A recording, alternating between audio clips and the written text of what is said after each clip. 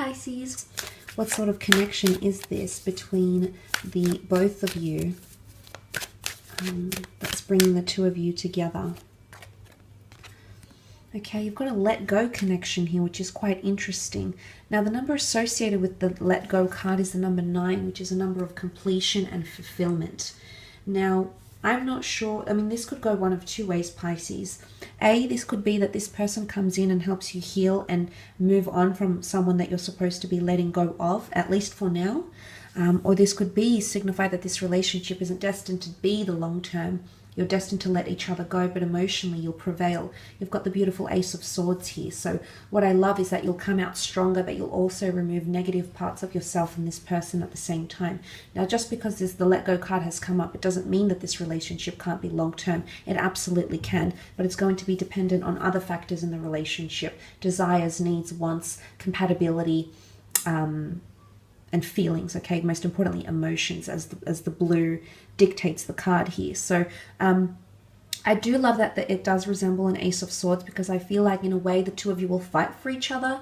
The Ace of Swords is about courage, it is about bravery, it is about taking matters into our own hands and getting victory, but we have to fight for that victory. We have to earn it. So I feel like if you are wanting this relationship to go further, which it absolutely can, it's got the number 9 here, which is completion and fulfillment in your love life, in your relationship life. So there's obviously strong potential for that, Pisces, if that's what you're wanting. But I definitely feel for a lot of you, it's going to be, this person is going to help you heal from the past somehow, or let go or detach from someone, from someone, either for you or for this person. Okay, let go of an ex, an ideology, a partner, someone who was unhealthy for you. Let's have a look at the strengths. Beautiful. 9 of Cups with the 10 of Pentacles. 9 of Cups is the wish card, the dream card. Everything happening in order. Very, very beautifully. The cups are lined up. The sky is bright. Things are looking up. It's your ability to fulfill each other's wishes, wants, needs, and desires, which is very powerful, Pisces. To have that as one of your strengths indicates you are able to meet the needs of your partner subconsciously and consciously. And likewise, this person will be able to meet your needs in a very, very powerful way. It does point to bliss, and it does point to happiness. It also points to fulfillment. Again, the number 9 is here. The card of fulfillment. This is emotional fulfillment, where all your cups are filled. And it's almost like it's a very accommodating energy. It's like this man is presenting themselves like, how can I help you? What can I do? What would you like? So I feel like the two of you could be quite accommodating to each other. And this points to the both of you being quite sensitive to each other's needs. And you can be this way, Pisces. And you are a giver. When you're connected to someone and you love them, you will no doubt show them how much you appreciate them in very thoughtful, very sweet and sentimental ways. But I think this is going to be reciprocated. And it's going to be one of your strengths that help this connection flourish, or this relationship flourish. You also have the 10 of Pentacles, which came up twice around this person. Now, this is coming up as your strength. So I feel in terms of what you want out of a relationship, the legacy you want to create. Maybe you don't want to have children, or you don't want to get remarried or married. Maybe you just want to live a life full of adventure and love, and travel. It's almost like you're going to conform and mold that relationship to be exactly what you want it to be, and likewise what this person wants it to be. Say, for example, if you want to have the children or more children, whatever it is that you're conforming to, the legacy, if this is coming up as one of your strengths, it shows that the both of you are wanting something similar, or the both of you can accommodate, please each other to help create that legacy. I also feel one of your strengths will be your relationship with in-laws, the friends of this person, and likewise, this person will be welcomed into your family. So there's approvals and blessings from the people around you. So obviously there might be a lot of people that think you're a good match, and they will help, in hindsight, they will actually help support the relationship. They will always give you good advice. They will always, champion you and this person together. So I love that.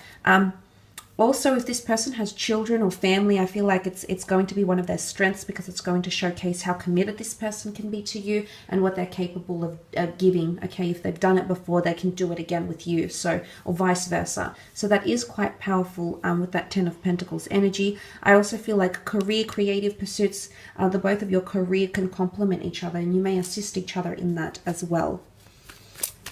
Let's have a look at your challenges, however, Pisces, and see what comes up for you.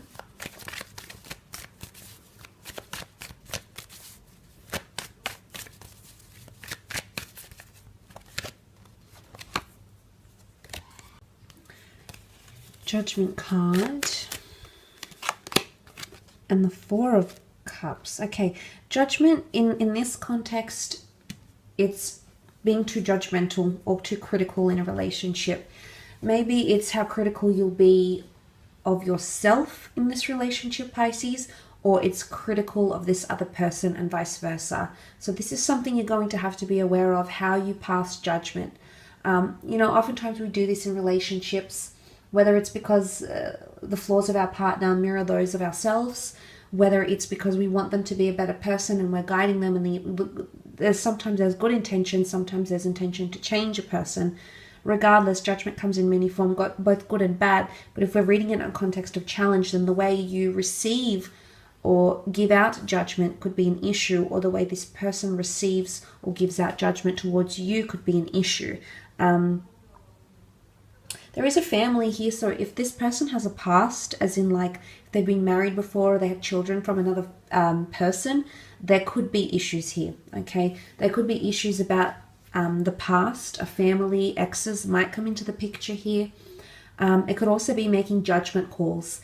That might not be one of your strong points. Making a judgment call for yourself, for your relationship, or this person making a judgment call for the both of you. So that could be an area in which you may struggle.